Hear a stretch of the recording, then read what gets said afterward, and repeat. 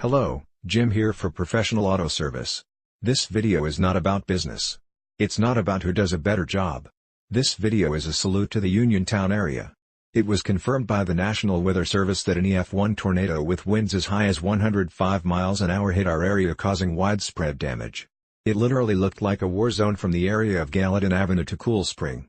I heard on the news the last time a tornado hit Uniontown was in 1950, and let me tell you, it could have waited for another 68 years or even longer.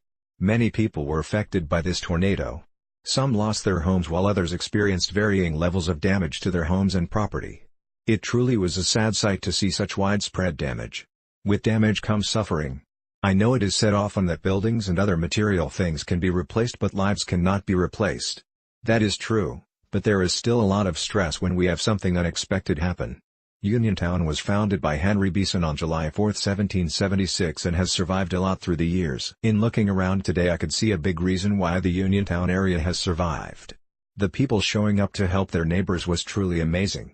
I even heard people calling into a local radio station to ask where they might be needed to volunteer in any way that was needed. First responders, police, city and township workers, power company workers, and many others are stepping up, giving it their best. What really makes a difference are the people, and how they react in times of need. It's still pretty early on in this bad situation, but it is obvious, our area has a lot of good and caring people. This is our salute to all the fine people of the Uniontown area and all those who have, and will step up to help. Thank you all for showing the world why this is a great place.